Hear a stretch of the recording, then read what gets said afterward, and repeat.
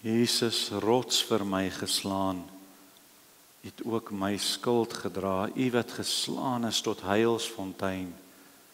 O Here, ons bid en vra, was ons en maak ons rein, ook met die oog op die komende nagmaal. Nou ons gaan vanoggend 2 gedeeltes saam lees.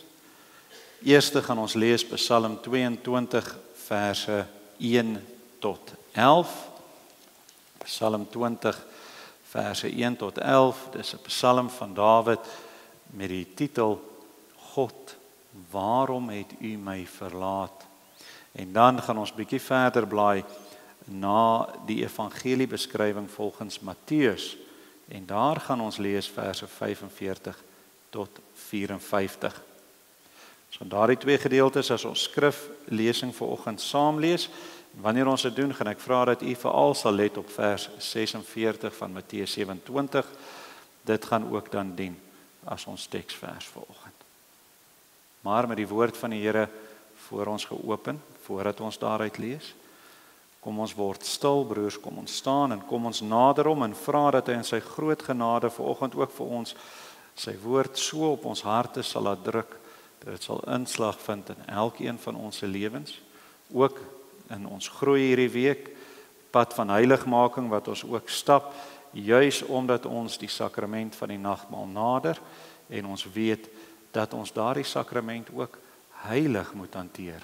En daarom moet elkeen van ons in hierdie komende week ook ondersoek doen en seker maak dat ons lewe met die Here reg is, dat ons waarlik die behoefte het om in ons geloof en in gehoorsaamheid te groei en dat ons, soos wat ons uit die woord ook nou leer vanoggend saam, elke keer wat ons dit doen, ook so sal versterk word in die geloof en al nader en nader aan ons Here beweeg.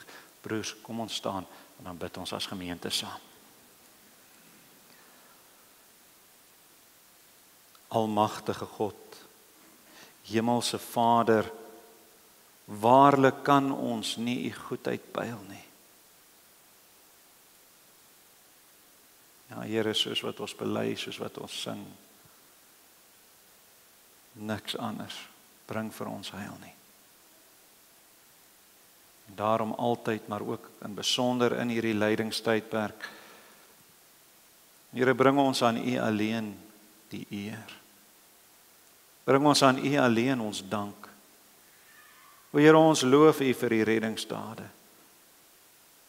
Dat ons op U kan vertrou en U kan glo. En net soos ons vanoggend ook gesing het, dat U vir ons sorg soos 'n vader vir sy kinders. Maar dis tog juis ook die boodskap van hierdie lydingstyd. U seun het al ons skuld op hom geneem, die vloek van die sonde gedra in ons plek, sodat ons U Vader mag noem. Here, ons wil U ook dank dat ons weet U is by ons in hierdie moeilike en onstuimige tye waarin ons ook leef. Ons weet ons is nie alleen nie en ons weet ook U het ons elkeen hier geplaas vir 'n rede. U het daaroor beskik dat hierdie gemeente hier staan vir 'n rede. Maar ook beloof U ons, U hou self U kerk in stand. Lei ons, help ons, leer ons, o Here, dat ons roeping as kerk, as gemeente, as U kinders sal besef en sal uitleef. Here, ons wil vanoggend voorbereiding doen vir die mense en die broers en susters in ons gemeente wat ook maar swaar trek op hierdie stadium. Ons bid en vra, wees met oom Dick en tannie Didi. Dis 'n moeilike tyd waardeur hulle gaan, o Here. Wees met tannie Duif, tannie Esther, wees met ons Skalk. En vanoggend dra ons in besonder ook al die bejaardes aan U op. En vra dat U U hand van bewaring ook oor hulle sal hou, vir al daardie dae wat dit maar moeilik gaan. Here, ons bid ook en vra dat U hulle sal seën wat hierdie week verjaar. Dis sommer 'n klomp name en spreek boekdele van U genade. Here, seën vir Ashley Hudson, om Henny Ford, Thomas Janse van Vieren, Magdal Malan, Forshee van Rooyen, Werner van Vuren, Kobus Pretorius en Heinz Smit. Dankie dat U hulle ook nog 'n nuwe lewensjaar toegevoeg het. Here, U alleen is God, U alleen is in beheer. By U alleen is daar ware verlossing en redde te vind. En waar ons dan nou in gees en aanbidding saam U woord nader, is ons bede dat U met elkeen van ons sal spreek vanuit die gedeeltes wat ons nou saam lees. Nou Here, U ken die vrese in ons harte, U ken die behoeftes in ons gemoed, en ook die struikelblokke in ons pad. Sterk ons, dat ons sal groei in die geloof en in ons verstaan van die waarheid. Lei ons in die komende week ook met ons voorbereiding vir Paasnaweek. Mag hierdie diens wees tot verheerliking van U heilige naam, want U alleen kom toe die eer en die heerlikheid tot in ewigheid. Amen.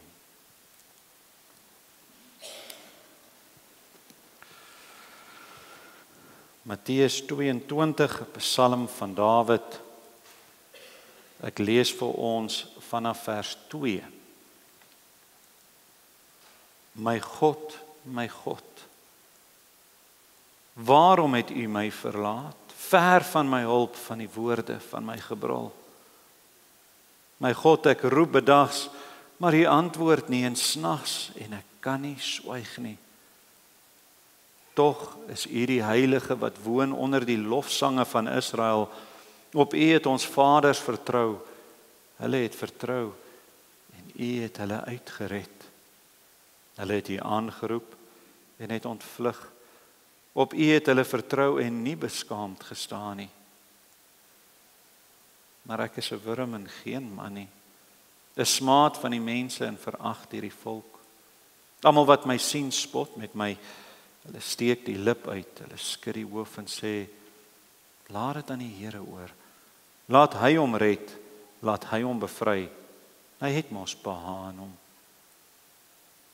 Ja, U is dit wat my uit die moederskoot uitgetrek het, wat my veilig laat rus het aan my moeder se bors. Aan U is ek oorgegee van die geboorte af, van die skoot van my moeder af. Is U my God. Ons lees net tot sover, dan blaai ons om na Matteus 27. Daar lees ons vanaf vers 45 tot 56.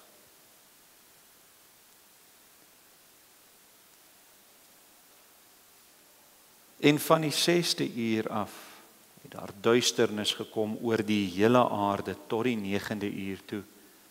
En omtrent die 9de uur het Jesus met 'n groot stem geroep en gesê, Eli, Eli, lama sabachthani.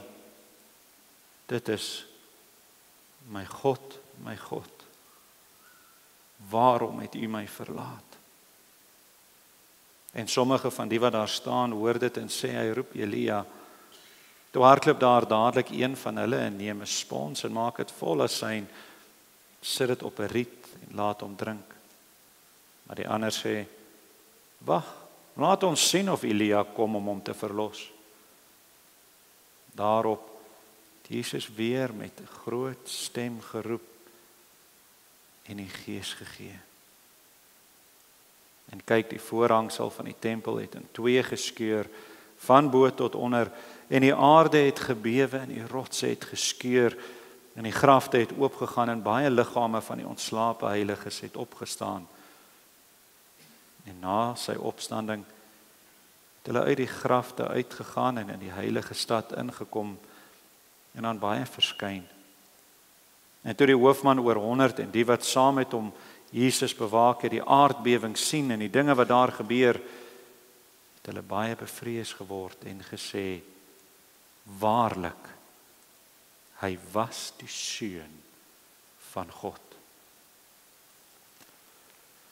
Ons lees net tot sover.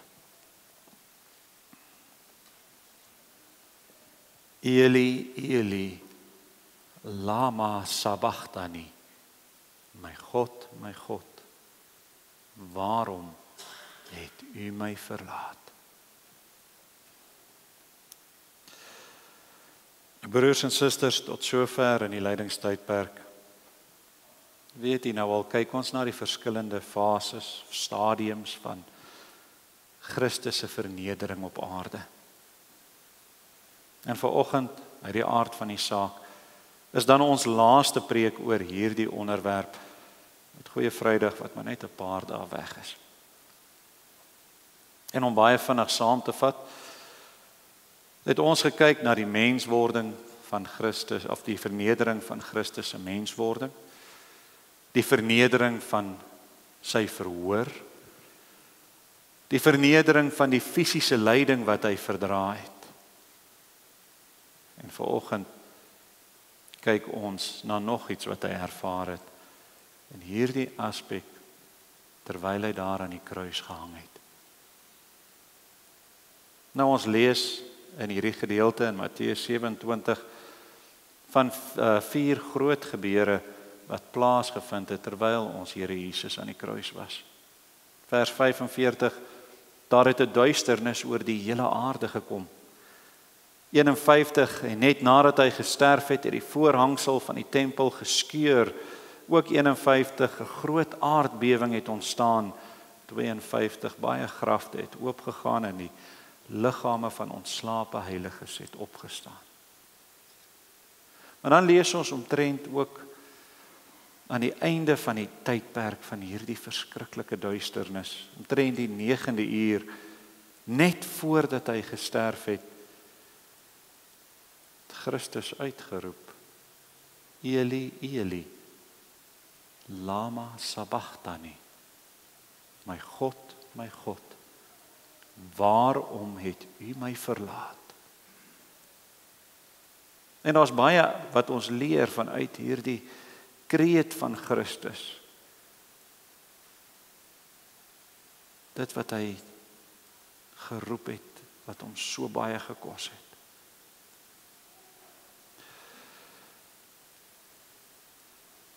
Christus se uitroep oor God wat hom verlaat het. Broers en susters, moet ons besef, spreek boekdele oor die oordeel wat elke sondaar toekom. En in hierdie roepe van ons Here sien ons die rede vir sy kruisdood. Ons sien die omvang van sy kruisdood. Maar ons sien ook die fokus daarvan. Die fokus van sy kruisdood. Nou ten diepste weet elke kind van God wat die rede is vir die kruisdood van ons Here. Dis niks anders as die direkte gevolg van God se regverdigheid en sy genade op die sonde van die mens. Maar in Christus se roep en na waarom God hom verlaat het, sien ons bietjie iets diepers daaraan. Spesifiek iets rondom die rede waarom hy God verlate was. Nou gedurende die tyd van duisternis het ons Here onbeskryflike lyding ervaar. Nou die duisternis wat op die 6de uur die hele aarde, oor die hele aarde gekom het, is vir ons ook belangrik om te verstaan die gebeure wat verder daarop gevolg het, maar ook die betekenis van sy kreet daar. Maar die oorsaak van die duisternis, daar is nie duidelikheid oor nie. Oor die omvang daarvan, daaroor word wyd en suid gespekuleer. Maar die betekenis is duidelik. Dink vir 'n oomblik terug, al die pad terug na die gebeure in Exodus, die duisternis in Egipte, as die plaag net voor die lewe van die eersgeborenes geneem was. Dink aan Amos 5 vers 18 waar staan, wee die wat na die dag van die Here verlang, wat sal tog die dag van die Here vir julle wees? dit sal wees, of dit sal duisternis wees, en geen lig nie. Telke male in die skrif is duisternis die teken, die simbool van oordeel. Spesifiek ook die oordeel van die Here. En dan tydens hierdie verskriklike duisternis roep Christus uit, waarom het God hom verlaat? Dit spreek tot die regverdigheid van God. Dit wys ons op die diepte van ons skuld. Omdat God regverdig is, vereis die sonde oordeel. En daarom hierdie gebeure. Die diepte van die oordeel en die diepte van ons sonde skuld word met Christus se woorde absoluut beklemtoon. Daarom lees ons ook in ander gedeeltes in die skrif, 2 Korintiërs 5 vers 21, want hy het hom wat geen sonde geken het nie, met ander woorde sonder sonde was, sonde vir ons gemaak, sodat ons kan word geregtigheid van God in hom. Galasiërs 3 vers 13, Christus het ons losgekoop van die vloek van die wet, deur vir ons 'n vloek te word. Want daar is geskrywe, vervloek is elkeen wat aan 'n hout hang. Jesaja 53 vers 4 en 5, nogtans het hy ons krankhede op hom geneem en ons smarte. Hy is ter wille van ons oortredinge deurboor, ter wille van ons ongeregtighede is hy verbrysel. Hoekom? Vers 6, ons almal het gedwaal soos skape. Ons het elkeen sy eie pad geloop. Maar die Here het die ongeregtigheid van ons almal op hom laat neerkom. Omdat ons gedwaal het en ons eie kop die sonde gevolg het, het God ons ongeregtigheid op hom laat neerkom deur hom vir ons sonde te maak. En het hy vir ons 'n vloek geword. Ter wille van ons, ter wille daarvan, is hy deurboor en verbrysel.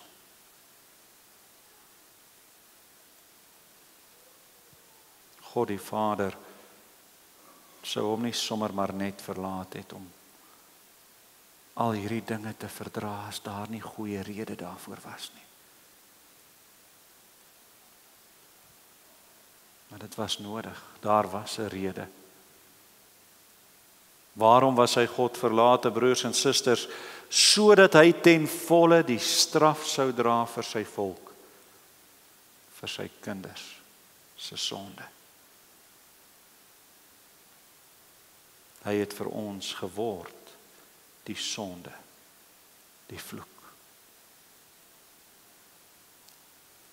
Maar het u mooi opgelet na dit wat Christus presies alles gesê het. En ook dit wat hy nie vermeld in sy roepe nie.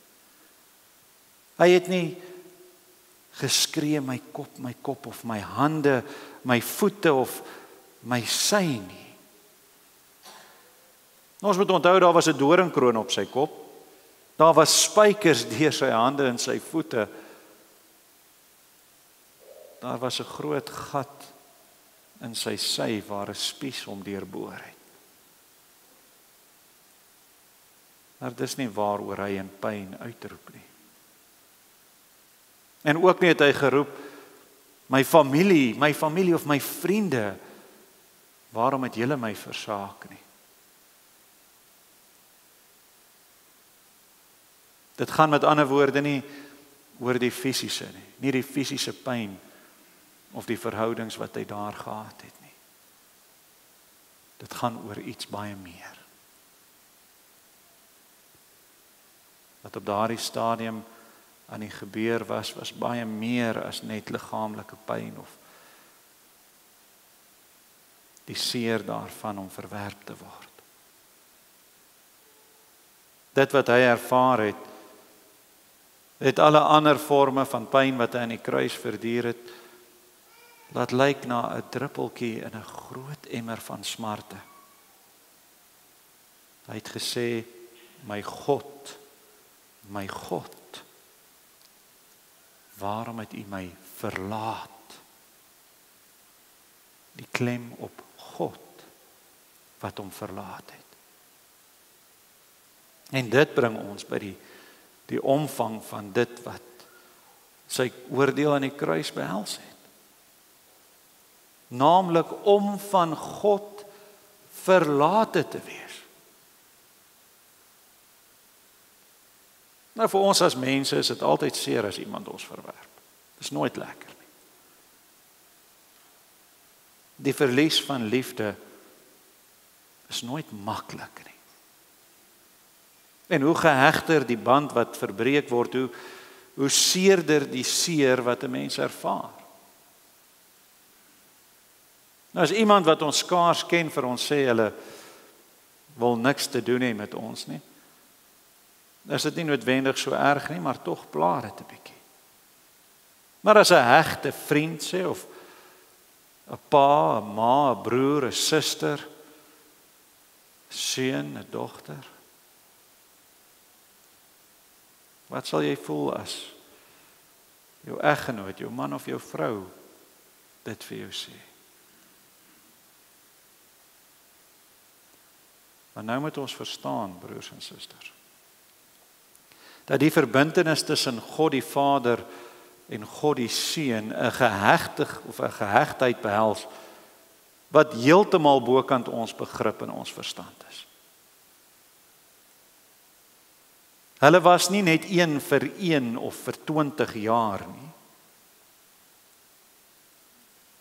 In ewigheid is hy God. Verskillende persone, ja, maar een volmaakte wese in ewigheid. En dis wat Christus verloor het daar aan die kruis. Nou in vergelyking met die verhoudingsverlies wat ons as mense hier op aarde soms deurgaan, kan mens nie eers sê dis 'n druppel in die emmer nie, eerder 'n druppel teenoor die wye en die totale omvang van die grootheid van die oseane. Dit is die omvang van die verlies wat Christus ervaar het. Hy was sonder God, asof hy nie God is nie. Hy was sonder God, asof hy geen God gehad het nie. Alles wat God vir hom was op daardie stadium van hom weggeneem. En dit is die straf wat ons toegekom het. 2 Tessalonisense 1 vers 8 tot 9. Wanneer hy wraak uitoefen op die wat God nie ken nie, en op die wat aan die evangelie van ons Here Jesus nie gehoorsaam is nie, hulle sal as straf ondergaan 'n ewige verderf. Hoor mooi, weg van die aangesig van die Here en van die heerlikheid van sy sterkte. God verlate, sodat ons nie hoef te wees nie. Die mens is geskape met die doel om in verheerliking in die teenwoordigheid van God te staan, te lewe. En dit het die sonde onmoontlik gemaak. Die straf van die sonde, die oordeel op die sonde, behels juis om God se teenwoordigheid ontneem te word. Om ewig sonder God te wees. Dit beteken om geestelik dood te wees. Dis die oordeel. Dis die oordeel wat hy daar gedra het. Dis die verlies wat hy daar ervaar het. En dit, broers en susters, is die omvang van wat Christus bedoel het toe hy geroep het, my God, waarom het U my verlaat? Beteken nie dat die Vader op daardie stadium opgehou het om vir die Seun volkome lief te wees nie. Dit beteken beslis ook nie dat die Seun sy rug op die Vader gedraai het nie. Dit beteken dat God vir Christus na sy mensheid verlaat het, soos wat hy die verlore gaande sondaar in sy oordeel verwerp en hom sy teenwoordigheid ontneem. Anders gestel, dit beteken dat Christus die volle impak van God se oordeel gedra het. Die impak wat ons moes getref het.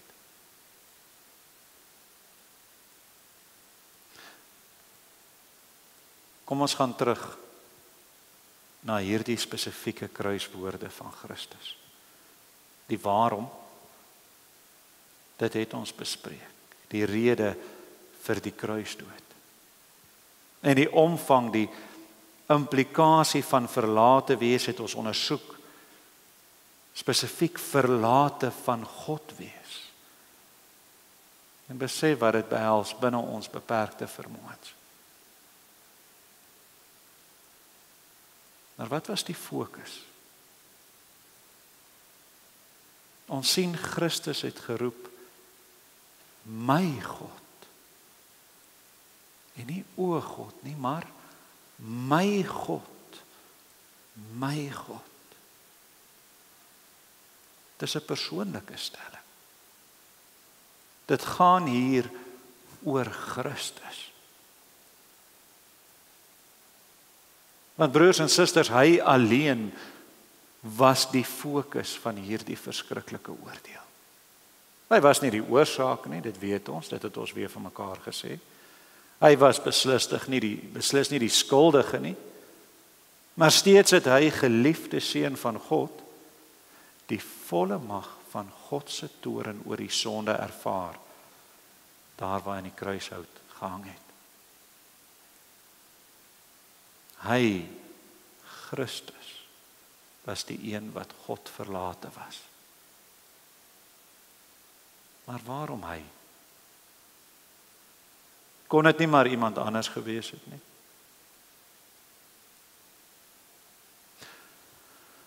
Nou Christus as volkome mens, as die ware Adam, het gedeel in alle aspekte van ons menslike ervaring.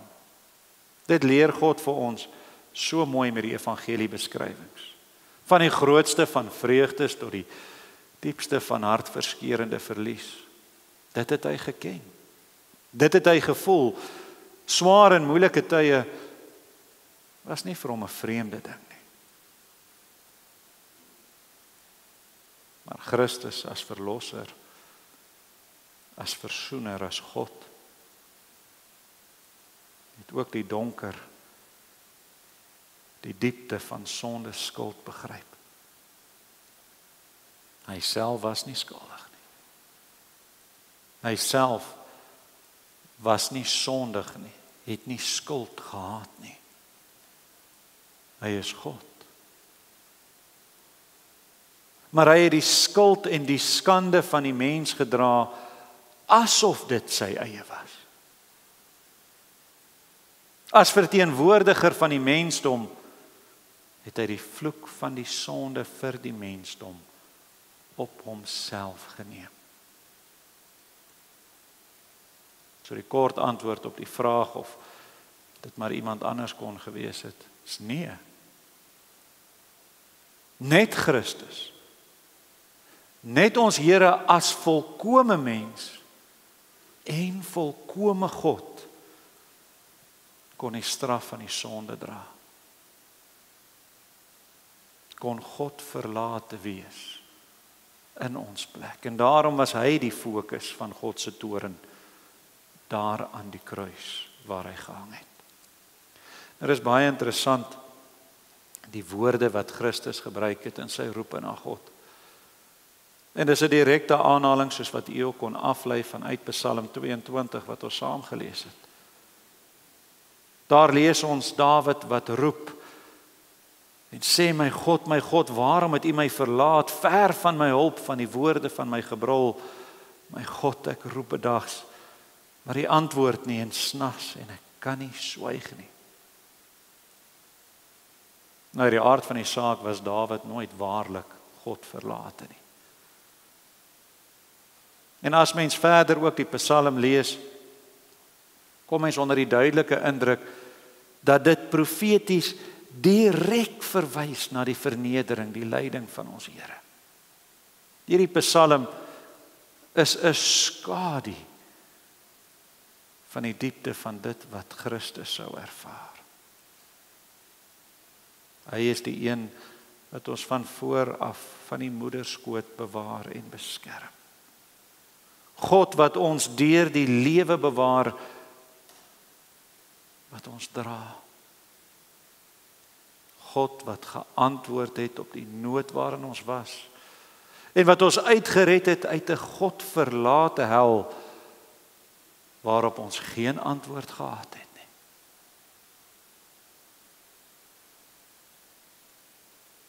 Nou waarop ek graag die aandag wil vestig, met hierdie woorde wat Christus gekies het om uit te roep, dis die verbintenis wat dit het met al die verbondsuitsprake deur die woord. En natuurlik het die verbond ook voorgestaan in Dawid se gedagtes as hy ook tot God geskryf het. Dink vir 'n oomblik aan die fotum van vanoggend se diens. Ons het gesê Jeremia 7 vers 23, God wat aan die woord is, luister na my stem, dan sal ek vir julle 'n God wees en julle sal vir my 'n volk wees. Verbondsterminologie. En hier sien ons tog die kern van die verbond, God wat na die mens gekom het, vir die mens 'n reddende uitkoms beloof het, 'n ooreenkoms van redding, van verlossing met die mens aangegaan het, ten spyte van ons sonde, ten spyte van die verwydering wat ons tussen ons en God veroorsaak het. En daarom het elke mens deur die geskiedenis die versekering dat as hy hom ten volle, in volle oorgawe aan die Here gee, sal God met hom wees in ewigheid. Dan sal hy nie God verlate wees nie. Maar slegs omdat Christus in ons plek God verlate was. Hy die absolute gehoorsame, tot die dood toe getroue, hy het God gehoorsaam en was daarvoor in ons plek vervloek. Hy het aan die verbond vasgehou deur alles wat met hom gebeur het. En hy het die verbond vervul soos wat God beloof het hy sal. Dit wat ons toegekom het. Naamlik om in ewigheid geestelik dood te wees. Om vir altyd in 'n staat van Godverlatenheid te wees, broers en susters. Dit het op hom neergekom, sodat hierdie verbondsbeloftes van God tot redding van die mens in vervulling sou gaan.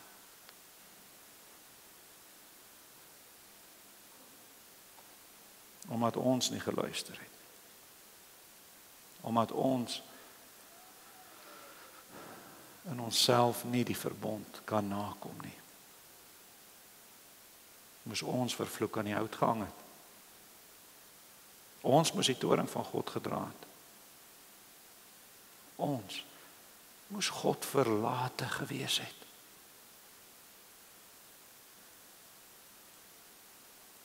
Dit het hy in ons plek gedra. Nou soos met al die ander stadiums van Christus se vernedering, sien ons hier daarom ook 'n baie bepaalde gesindheid by Christus. Terwyl hy hierdie dinge daar in die duisternis aan die kruis ervaar het. Nou in die vernedering van sy menswording het Christus vir ons 'n gesindheid van absolute selfopoffering geopenbaar. In sy vernedering tydens die verhoor het hy as die onskuldige regter wat veroordeel word, gesindheid van verdraagsaamheid, geduld, liefde openbaar. Die vernedering van sy fisiese lyding, waarna ons verlede week gekyk het hy vir ons die gesindheid geopenbaar van hoe ons ook moet optree teenoor ons lyding, hoe ons moet voel, sou ons lyding ervaar. En dis 'n gesindheid van vreugdevolle vertroue en geloof. En hier, broers en susters, waar hy uitgeroep het, Eli, Eli, lama sabachthani, sien ons 'n gesindheid van absolute gehoorsaamheid. Al het dit beteken dat hy God verlate was, sodat ons nooit hoef te wees nie. As ons waarlik kon besef wat dit vir Christus behels het om God verlate aan die kruis te hang, in die duisternis van God se oordeel, dan sou ons nie gedink het dat hierdie gesindhede vir ons moeilik is om na te volg nie.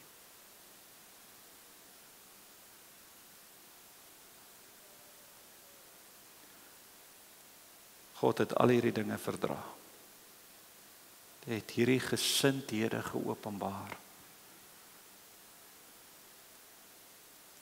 ter wille van een van my.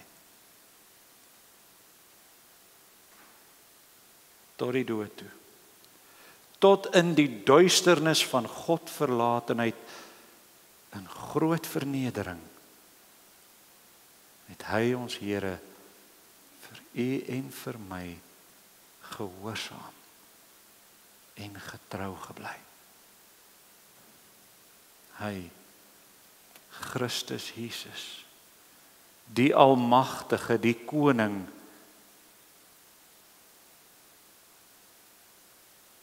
hy was God verlate, sodat u en ek nooit hoef te wees nie. Aan hom die eer. Amen. Kom ons bid saam.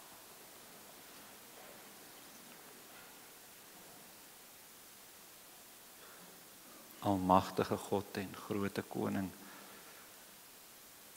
nooit sal ons ten diepste kan besef dit wat u alles vir ons verdra het nie. Nooit sal ons ten volle kan besef die vernedering wat u deurgegaan het nie. Nooit hoef ons te besef wat dit behels om God verlate te wees nie. Here, daarom waar ons aan die einde gekom het van hierdie reeks, 'n moeilike reeks oor u vernedering op aarde en ons aandeel daarin. Here, het tog vir ons 'n nuwe besef gebring van wat dit behels het. En daarom bring ons aan u die lof en die eer. Ons voel sleg oor ons bydra. Dit wat ons gedoen het om ook die pyn, die lyding, die vernedering te bring wat u moes verduur ter wille van ons. Daarom buig ons voor u ook en ons vra vergifnis vir ons sondes. Al daardie sondes wat ook in ons lewens nog oor is. En Here, ons bely ons eie onvermoë om iets daarin te kon doen en ook nou iets daarin te kan doen as dit nie vir u krag en leiding was nie. Maar terselfdertyd is ons oneindig dankbaar. Dankbaar dat u in die vervulling van die verbond in ons plek God verlate was, dat ons daardie verskriklike oordeel nie hoef te proe nie. Al weet ons, dit is eintlik wat ons toegekom het. O Here, ons bede is dat hierdie kennis wat ons ook opgedoen het oor hierdie weke waarlik by ons sal insink, dat ons sal groei in die geloof, dat natuurlik eerstens dat U naam daardeur verheerlik sal word. Maar tweedens dat as dit U wil is, ons ook ander mense daardeur sal kan bereik. Nooit sal ons genoeg vir U kan dankie sê vir die genade wat ons ontvang het nie. Omdat U tot die dood toe selfs verlate van God gehoorsaam en getrou gebly het. Daarom bid ons vanoggend, laat U naam geheilig word. Laat U koninkryk kom. Laat U wil geskied soos in die hemel, net so ook op die aarde. Aan U die lof, die majesteit, die heerlikheid tot in ewigheid. Amen. Ek gee nou geleentheid